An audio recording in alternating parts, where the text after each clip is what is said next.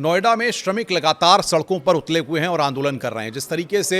श्रमिक, आपको बता दें कि पिछले 5-6 दिन से अपनी मांगों को लेकर के प्रदर्शन कर रहे हैं। वहीं नोएडा अथॉरिटी, प्रशासन और पुलिस के अधिकारियों ने जिस तरीके से मंत्रणा की, जिस तरीके से बैठक की, उन्होंने इस बात को कहा कि जो भी उनकी समस्याएं हैं उनका समाधान किया जाएगा। लेकिन जिस तरीके से श्रमिक आज सुबह से ही सेक्टर 82 की बात करें, सेक्टर 62 की बात करें, या तमाम जो लेबर एरियाज़ हैं वहाँ पर, जहाँ पर फैक्ट्री के मजदूर मौजूद रहते हैं, वहाँ पर जहाँ फैक्ट्री एरियाज़ हैं वहाँ पर मजदूर बड़ी तादाद में इकट्ठा हुए। कई गाड़ियों को, आपको बता दें कि पथराव किया गया, गाड़ियों को आग के हवाले किया गया, सड़कों पर उतरकर जमकर प्रदर्शन किया गया। सबसे बड़ी बात यहाँ पर यह है कि पुलिस की मौजूदगी में भारी संख्या में पुलिस बल की तैनाती की गई थी। उसके बाद भी वहाँ पर प्रदर्शन होता रहा। बड़ी संख्या में जो श्रमिक हैं, जो मजदूर हैं, वो ये कह रहे हैं कि सरकार ने जिस तरीके से नए नियम लागू किए गए हैं, 1 अप्रैल से उनको भी बढ़ी हुई सैलरी का लाभ मिलना चाहिए। साथ ही साथ जो वीकली ऑफ हैं या फिर जिस तरीके से उनसे ओवर टाइम कराया जाता है, उसके भी जो रेट हैं या जो उसकी जो सैलरी है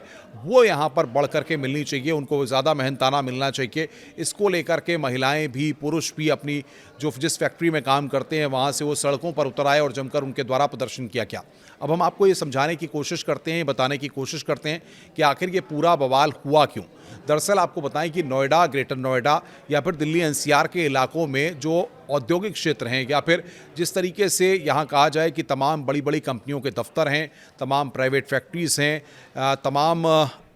अपैरल की कंपनीज़ हैं जहाँ पर कपड़ा तैयार किया जाता है, कपड़े से जुड़े हुए उद्योग किए जाते हैं, तो वहाँ पर बड़ी संख्या में महिलाएं और पुरुष काम करते हैं। जब वहाँ पर किसी तरीके से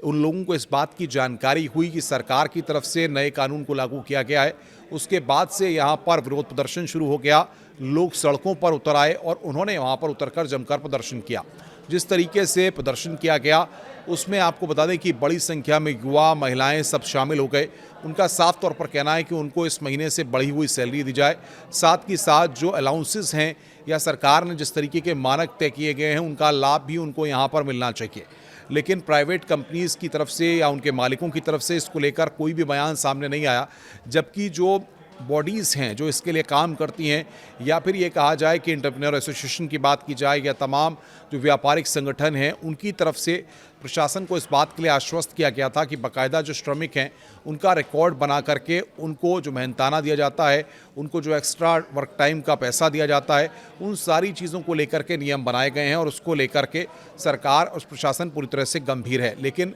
श्रमिक इस बात को मानने के लिए तैयार नहीं थे और आज उन्होंने कई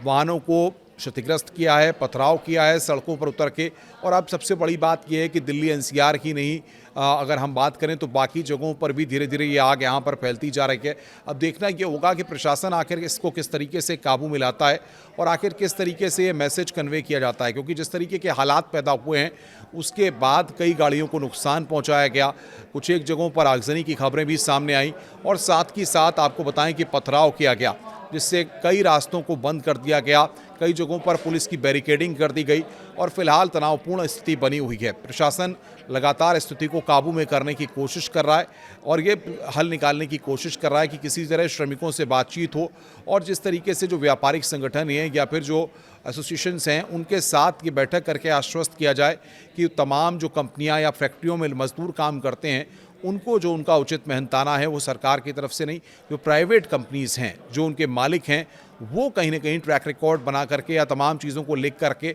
उनका वो मेहनताना उनको दें, जिससे कि इस तरीके का आक्रोश एक बार फिर न पनपे। लेकिन क्योंकि जिस तरीके से हम देख रहे हैं कि सड़कों पर बड़ी संख्या में महिलाएं, पुरुष और तमाम लोग पहुँचे हुए हैं, तो ऐसे में उनका प्रदर्शन लगातार जारी है और ये विरोध के स्वर लगातार बढ़ते जा रहे हैं।